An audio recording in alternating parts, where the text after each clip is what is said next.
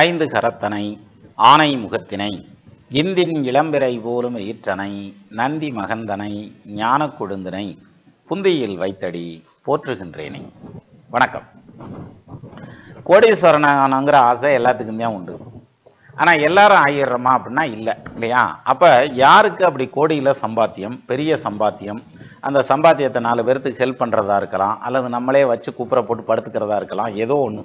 மொத்தத்தில் சம்பாத்தியம் அப்படிங்கிறது மிகப்பெரிய சம்பாத்தியத்தை அடையக்கூடிய, சக்ஸஸ் ஆகக்கூடிய ஜாதகம் எப்படி இருக்கும்? அதுலேயும் குறிப்பாக கும்ப லக்னத்தில் பிறந்தவங்களுக்கு எந்த திசையில் அந்த சம்பாத்தியம் வரும்? பேசிக்கலாக அவங்களுடைய ஜாதகத்தில் அந்த யோகம் இருக்கா அப்படிங்கிறது. ஏன்னா யோகம் இருந்தால் தானே மற்ற விஷயத்துக்கு மூவ் ஆக முடியும். அப்போ யோகம் இருக்கா அப்படிங்கிறத எப்படி தெரிஞ்சுக்கிறது அப்படிங்கிறத நம்ம இந்த பதிவில் பார்க்கலாம். இப்போது லக்னம் கும்பம், காலபுருஷ தத்துவத்துக்கு 11ஆவதாக இருக்கக்கூடிய ராசி கும்பம், சனியினுடைய ஆட்சி வீடு. இப்போ இந்த கும்ப ராசியை பொறுத்த வரைக்கும் அப்படின்னு எடுத்துக்கிட்டா, தனாதிபதி அப்படின்னு எடுத்துக்கிட்டா இவரது குரு தான் இங்கே தனாதிபதி. குரு 2ஆம் இடத்ததிபதி, அதான் தனாதிபதி. தனாதிபதினா வேற ஒன்றும் பெரிய பிரம்மசூத்திரம்லாம் இல்லை, 2ல் ஆட்சி வரக்கூடிய அந்த கிரகம் தனாதிபதி. லாபாதிபதி அப்படின்னு எடுத்துக்கிட்டா அவரும் குரு தான். அப்போ இங்கே குரு மேஜர் ரோல் பிளே பண்ணுறார். அதை விட இன்னொரு முக்கியமான ரோல் ஒன்று பிளே பண்ணுறார். அது என்ன தெரியுங்களா? இந்த குரு தான் லாபஸ்தானாதிபதி, அந்த குரு தான் 2ஆம் இடத்ததிபதி, தனஸ்தானாதிபதி. அந்த குரு தான் தன காரகன், பொருளாதாரத்தை கொடுக்குற காரகன். அந்த குரு தான் குடும்பத்தை கொடுக்குறவர், ஏன்னா இவர் குடும்பஸ்தானாதிபதி. அந்த குரு தான் புத்திர பாக்கியத்தையும் கொடுக்குறவர். ஸோ மொத்தத்துக்கும் கும்ப லக்னத்தில் பிறந்திருந்தா அவங்களுக்கு Guru should be in the positive position, then the ஜாதகம் வில் பி ஓகே. அதை விட்டுட்டு குரு எந்த அளவுக்கு அடி வாங்கியிருக்காரோ அந்த அளவுக்கு அவங்க பொருளாதாரத்திலையும் வாழ்க்கையிலையும் முன்னுக்கு வர்றதுக்கு கஷ்டப்படுவாங்க. குரு எந்த அளவுக்கு பிரமாதமாக உட்காந்துருக்காரோ அந்த அளவுக்கு வாழ்க்கையில் எளிமையாகவும் ஈஸியாகவும் சிரமம் இல்லாமலும் சக்ஸஸ் ஆவாங்க. அப்போ இந்த குரு பாசிட்டிவாக உட்காந்துருக்கிறதுனா என்ன, நெகட்டிவாக உட்காந்துருக்கிறதுனா என்ன அப்படின்னா, குரு ஆட்சி பெற்ற வீட்டில் இருந்துட்டாப்புல மட்டும் யோகம் சொல்லிட முடியாது. ஏன்னா குரு தனிச்சு நிற்கப்படாது, அது ஒரு சிக்கல் இருக்குது. ஸோ அந்த வகையில் லக்னத்துக்கு 2ஆம் இடத்துல, அதாவது கும்ப லக்னத்தை பேசுகிறோம், கும்ப லக்னத்துக்கு 2ஆம் இடத்துல குரு ஆட்சி பெற்ற நிலையில் நின்னா யோகமா அப்படின்னாக்க அது யோகம் இல்லை. நல்லா பாருங்க, 2ஆம் இடத்ததிபதி தான், அவர் அந்த இடத்துல ஆட்சியாகி நின்றுச்சுன்னா தன யோகத்தை கொடுக்கணும், ஆனால் தன யோகத்தை கொடுக்காது. இப்போ பாருங்க, 2ல் 2க்கு அதிபதி ஆட்சியாகி நிற்கிறார். இப்படி இருக்குது அப்படின்னா குரு தசை நடக்குது அப்படின்னா இவங்க பணங்காசுக்கு கஷ்டப்படுவாங்க, கடனுடன் வாங்குவாங்கங்கிற மாதிரியான அமைப்பு. அப்போ இந்த குரு தசை நல்லா இருக்கணும் அப்படின்னா, நல்லா இருக்கணும்னா மிக குறைந்தபட்சம் இந்த குரு வக்ரமாக இருக்கணும். இவர் வக்ரம் ஆகி இருந்தால் நிச்சயமா பொருளாதார விருத்தியை நல்லபடியாக கொடுப்பார், காசு வனத்தை கொடுப்பார், சொத்து சோகத்தை கொடுப்பார், குடும்ப அமைதியில் பிரச்சனையை கிளப்புவார், அல்லது பிள்ளைகளோட கருத்து வேறுபாடை கொடுப்பார். இது ஒரு பக்கம். ஏன்னா 5 விரலும் ஒன்றா இல்லைல்ல, ஏதாவது ஒரு விரலில் அந்த உயரம் கம்மியை காமிச்சிருவார். இப்போ பாருங்க, இந்த கும்ப லக்னத்துக்கு 2ல் குரு ஆட்சி பெற்ற நிலையில் நிற்கிறார், அங்கே வக்ரமான நிலையில் நிற்கிறார் அப்படின்னா இது யோகமாக இருக்கும். இங்கே வக்ரம் இல்லை அப்படின்னு வச்சுக்கிறோம். அப்போது இது தோஷமான ஒரு பயிற்சி அப்படின்ற மாதிரியா, தோஷமான ஒரு அமைப்பு அப்படின்னு எடுத்துக்கலாம். சரி, இப்போ அடுத்தது இன்னும் கொஞ்சம் ஆச்சரியமாக இருக்கும். இந்த 2ஆம் இடத்துல குரு உட்காந்துருக்கார், ஆட்சி பெற்ற நிலையில் நிற்கிறார், அவரோட ராகு நிற்கிறார் அப்படின்னு வச்சுக்கிறோம். இப்போ இந்த குரு தசை நடந்தாலும் இந்த ராகு தசை நடந்தாலும் இந்த ஜாதகன் யோகக்காரன். பெரிய அளவில் பொருளாதாரத்தை கொடுக்கும், சம்பாத்தியத்தை கொடுக்கும், சொத்து சோகத்தை கொடுக்கும், வீடு வாசலை கொடுக்கும், கையில் ஃப்ளோட்டிங் கேஷை கொடுக்கும், பேரு புகழை கொடுக்கும், பேச்சால் பலரையும் கவரக்கூடிய திறமையை கொடுக்கும், அத்தனையும் கொடுக்கும். சரி, இப்போ இந்த குரு வக்ரமாயிட்டார்னா அப்படின்னா வக்ரமானாலும் அது யோகத்தை தான் செய்யும். எப்படி? ஏன்னா ஆட்சி பெற்ற கிரகங்களோடு ராகு கேது சேர்ந்தால், வக்ரம் பெற்ற கிரகங்களோடு ராகு கேது சேர்ந்தால், உச்சம் பெற்ற கிரகங்களோடு ராகு கேது சேர்ந்தால் அந்த ராகு யோக ராகு, அந்த தசை யோக தசை. இப்போ இந்த காம்பினேஷனில் குரு தசை நடந்தாலும் சனி தசை நடந்தாலும் இந்த ஜாதகருக்கு குடும்ப ரீதியான பிரச்சனைகளும் வரப்போறதில்ல, பொருளாதார ரீதியான பிரச்சனைகளும் வரப்போறதில்லை. ஆனால் லக்னத்துக்கு 2ல் ராகு நிற்கலாமா அப்படின்னா அது சர்ப்பதோஷம், நாகதோஷம் அப்படிமோ. இந்த சர்ப்பதோஷம் நாகதோஷம்ங்கிறது இந்த ஜாதகனுடைய குடும்ப வாழ்க்கையை பாதிக்குமானா நிச்சயமாக பாதிக்காது. இதில் இன்னொரு விஷயம் என்ன தெரியுங்களா? ஈவன் 2ல் ராகு தனிச்சே நிற்கிதுன்னு வச்சுக்கோங்களேன். ஒரு எடுத்துக்காட்டாக சொல்கிறேன், இதே லக்னத்தை எடுத்துக்குவோம். அதாவது கும்ப லக்னம், ராகு பகவான் 2ஆம் பாவத்தில் நிற்கிறார், ஆனால் குரு அங்கே இல்லை. எங்கே இருக்கிறார் குரு அப்படின்னா உச்சம் பெற்ற நிலையில் நிற்கிறார் அப்படின்னு வச்சுக்கிருவோம். கடகத்தில் போய் குரு உச்சமாகி நிற்கிறார் அப்படின்னு வச்சுக்கிருவோமே. அதாவது இருங்க வரேன், ராகு 2ல் தனிச்சு நிற்கிறார், குரு கடகத்தில் உச்சமாகி நிற்கிறார். இப்போ இந்த ராகு தசை நல்லா இருக்குமா அப்படின்னா, இந்த ராகு தசை யோக தசை சார், இதில் குடும்பம் பிரியாது, பொருளாதாரம் சேரும், சொத்து சுகம் சேரும், அவங்க வாழ்க்கையில் பெரிய எஸ்டாப்ளிஷ்மெண்ட்டுக்கு வருவாங்க. ஈவன் குரு தசையுமே நல்லா இருக்கும். ஆனால் அவர் தனிச்சு நிற்கிறனால ஒரு சில சிரமங்கள் இருக்கும். சப்போஸ் இங்கே கூட ஒரு கிரகம் இருக்குன்னு வச்சுக்கிருவோமே, குருவோட சந்திரன் நிற்கிறாருன்னு வச்சுக்கோங்க. இப்போ குரு தசையை நடந்தாலும் அல்லது ராகு தசை நடந்தாலும் அந்த தசை யோக தசையாக போயிடும். அப்போது இந்த குரு நல்ல நிலைமையில் இருக்கணும் அப்படிங்கிறத சொல்கிறோம் இல்லையா. இந்த நல்ல நிலைமை அப்படிங்கிறது அவர் ஆட்சி பெற்று நின்னா மட்டும் பத்தாது, கூட ஏதாவது ஒரு கிரகத்தோடு நிற்கணும். சப்போஸ் இப்போ 11ஆம் இடத்துல ஆட்சி பெற்ற நிலையில் நிற்கிறார். இந்த காம்பினேஷன் இருந்து குரு தசை நடக்குது அப்படின்னா எப்படி இருக்கும் அப்படின்னா, இவர் 2வது ஒண்டாட்டி கட்டுவார்னு போகக்கூடாது. அப்படி இல்லை. 11ஆம் பாவத்தில் குரு லாபஸ்தானத்தில் ஆட்சி பெற்ற நிலையில் நிற்கிறார். இவருக்கு நல்ல பொருளாதார விருத்தி இருக்கும். ஆனால் இவருடைய பொருளாதார சம்பாத்தியத்தை பூரா அடுத்தவங்க எடுத்துகிட்டு போயிடுவாங்கங்கிற மாதிரியான அமைப்பு. அப்போ இவர் தேன் எடுத்தவங்க கையை சப்பிட்டு வர வேண்டியதான்னு சொல்லுவாங்கல்ல, அந்த கணக்கு. அதே குரு வக்ரமாக இருக்காருன்னு வச்சுங்களேன், மற்றவங்கெல்லாம் இவருக்கு சம்பாரித்து கொடுப்பாங்கங்கிற மாதிரியான அமைப்பு. இவருக்கு கீழே 10 பேர் வேலை பார்ப்பாங்க, அல்லது இவர் ஒரு தொழில் நிறுவனத்தை நடத்துவார், அந்த தொழிலில் 10 பேர் சம்பாதிச்சு இவருக்கு லாபத்தை கொடுத்துட்ருப்பாங்கங்கிற மாதிரியான அமைப்பில் வந்துடும். சரி, சப்போஸ் வக்ரம் ஆகலப்பா, இப்போ கூட வேறு ஏதாவது ஒரு கிரகம் நிற்கிது, அதாவது சுக்கிரன் நிற்கிறார் அப்படின்னு வச்சுக்கிருவோமே. இந்த இடத்துல அசுரகுருவும் தேவகுருவும் வேறு வேறு அணியை சார்ந்தவர்கள், இவர்கள் 2 பேரும் சண்டை ஓட்டு மண்டை உடைச்சு மல்லு கட்டி உருண்டுருவாங்க அப்படின்னு அர்த்தம் இல்லை. இங்கே குரு ஆட்சி பெற்ற நிலையில் கூட சுக்கிரனோட உட்காந்துருக்கிறார். இந்த ஜாதனுக்கு வண்டி வாகன வசதி, தொழில் வசதி, பொருளாதார வசதி, சொத்து சுகம், தான் பிள்ளைகளுக்கான நல்ல டெவலப்மெண்ட்டு, திருமணம் காலத்தில் ஆகிறது, இது மாதிரியான பல விஷயங்களை பண்ணி கொடுக்கும். எது சுக்கிரதசை நடந்தாலும் சரி, ஈவன் பாதகாதிபதி சார் சுக்கிரன், ஆனாலும் சுக்கிரதசை நடந்தாலும் குரு தசை நடந்தாலும் அது யோக தசையாக தான் இருக்கும். ஆனால் இன்னொரு விஷயம் பாருங்க, இப்போ இந்த குரு சுக்கிரன் காம்பினேஷன் இருக்கு இல்லையா, இதே காம்பினேஷன் லக்னத்துக்கு 4ஆம் பாவத்தில் நிற்கிது, கும்ப லக்னத்துக்கு, அதாவது ரிஷபத்தில் போய் நிற்கிறார் அப்படின்னு வச்சுக்கோங்க. இது யோக தசையாக இருக்கும். எது குரு தசை நடந்தாலும் சரி, சுக்கிர தசை நடந்தாலும் சரி, அவங்க இந்த டைமில் கோடியில் சம்பாத்தியத்தை அடையக்கூடிய அமைப்பு, சொத்து சுகம் வாங்கக்கூடிய அமைப்பு, சாதாரண லெவலில் வாங்கின ப்ராப்பர்ட்டி பெரிய லெவலில் உயரக்கூடிய அமைப்பு, இதெல்லாமே வந்துடும். இதே குரு சுக்கிரன் வந்து அப்படியே வந்து துலாத்தில் இருக்காங்கன்னு வச்சுக்கோங்க. இப்போ பாருங்கள், ரிஷபத்தில் இருந்தப்ப யோகத்தை சொன்னேன், இங்கே துலாத்தில் இருந்து இப்போ குரு தசை நடந்தாலும் சரி அல்லது சுக்கிரன் தசை நடந்தாலும் சரி, இந்த ஜாதகம் கடன்காரன் ஆயிடுவாங்க. சொத்து வாங்குறதெல்லாம் ஒரு பக்கம் இருக்கட்டும், கண்டிப்பாக கடன் வந்தே தீரும், பொருளாதார கஷ்டம் வந்தே தீரும். அதே மாதிரி வேலையில் இடம் விட்டு இடம் மாறுறது அப்படிங்கிற மாதிரியான பாயிண்ட் இருக்கும். சரி, இதில் வந்து ஒரு பிரிவு இருந்தால் கூட இந்த மாதிரி தான் வரும். இங்கே பாருங்கள், இப்போ ரிஷபத்தில் சுக்கிரன் ஆட்சி 4ஆம் இடத்துல, அதே ஆட்சி பெற்றவனுடைய வீடு தானே இது, எது துலாத்தில் குரு உட்காந்துருக்கார் அப்படின்னு வச்சுக்கிடுவோம். குருவோட இன்னொரு கிரகத்தை கூட சேர்த்து வச்சுக்கோங்க, செவ்வாய் உட்காந்துருக்காருன்னு கூட வச்சுக்கோங்க. இப்போ குரு தசை யோகமாக இருக்குமா அப்படின்னாக்க, 2 கிரகமாக நிற்கிது அதனால யோகமாக தானே இருக்கும் அப்படின்னு தானே பேசுவோம். கிடையாது. இந்த குரு தசை மிகப்பெரிய தோஷமாக இருக்கும். இந்த குரு தசையில் குருமங்கள யோகத்தில் இருக்காருங்கிறது போலீஸ் வேஷத்தில் இருக்காருன்னு அர்த்தம். அது வேஷம் தானே தவிர அதில் உள்ள முழுமையான பெனிஃபிட்ஸ் கிடைக்காது. அப்போது இந்த குரு செவ்வாய் சேர்ந்து 9ஆம் பாவத்தில் நிற்கிறாங்க, அதாவது துலாத்தில் நிற்கிறாங்க, அவருக்கு வீடு கொடுத்த சுக்கிரன் ஆட்சி பெற்ற நிலையில் நிற்கிறார் அப்படின்னா இந்த பீரியடில் ரொம்ப கஷ்டப்பட வேண்டிய சூழலை உருவாக்கிருங்கிறதான் விதி. இப்போ இதில் வந்து ஒரு ஆச்சரியமான தகவல் ஒன்று இருக்குது. எப்படி தெரியுங்களா, லக்னம் வந்து கும்ப லக்னம், 9ல் குரு உட்காந்துருக்கார், தனாதிபதி.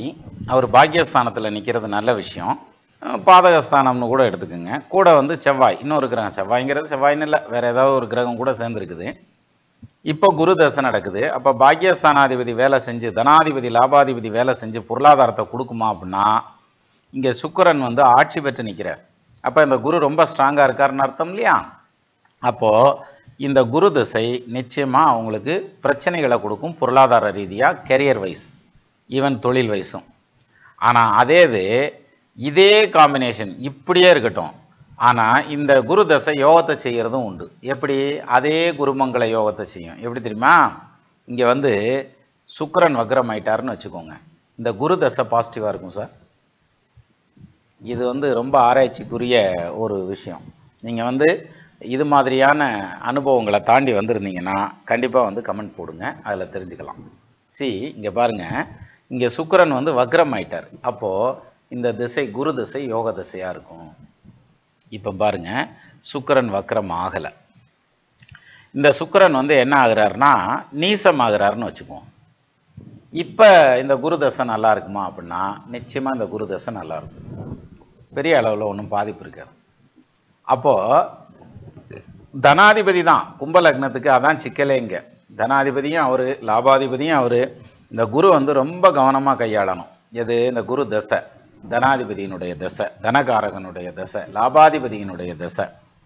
அப்போ இந்த குரு வந்து ஒரு நல்ல செட்டப்ல மட்டும் உட்காந்துட்டாருன்னு வச்சுக்கோங்களேன், இந்த கும்ப லக்னத்துக்காரங்களுக்கு நிச்சயமா அந்த திசை மிகப்பெரிய யோக திசையா இருக்கும் அப்படிங்கிறதுல சந்தேகம் இல்லை. சரி, இப்போ ஒருத்தருக்கு கும்ப லக்னத்தில் தான் பிறந்திருக்காரு, அவருக்கு குரு தசை வரலையா, அப்போ வாழ்நாள் பூரா ஒன்றும் பெருசாக சம்பாதிக்க முடியாதா, வீணாத்தையும் போயிருமா வாழ்க்கை அப்படின்னாக்க அப்படி கிடையாது. இப்போ புதன் தசையில் இவங்க நல்லா சம்பாதிக்கிறதுக்கான அமைப்பு உண்டு. எப்படி? இப்போ இந்த புதன் உச்சமாக இருக்காருன்னு வச்சுக்கோங்க 8ஆம் இடத்துல. இப்போ புதன் தசை நடக்குது கும்ப லக்னத்துக்கு. இந்த புதன் தசை நல்லா இருக்குமா அப்படின்னா, இது மற்ற கிரகங்களால் பாதிக்கப்படாமல் இருந்தால் போதும், பிரமாதமாக இருக்கும் இந்த புதன் தசை.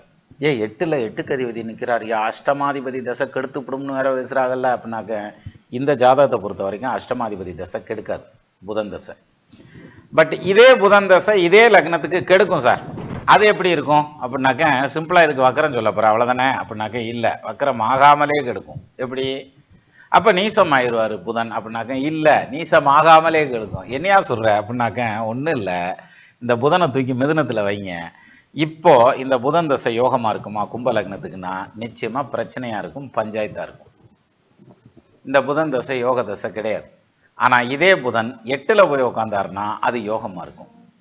சரி, இதே புதன் தசை இதே வந்து கும்ப லக்னத்துக்கு மிதுனத்திலேயே உட்காந்துருக்காரியா, ஆனால் அவர் வந்து யோகத்தை செய்வார் அப்படின்னாக்க, எப்படி செய்வார் அப்படின்னா, இவர் வக்கரமானா இங்கே யோகத்தை செய்வார்.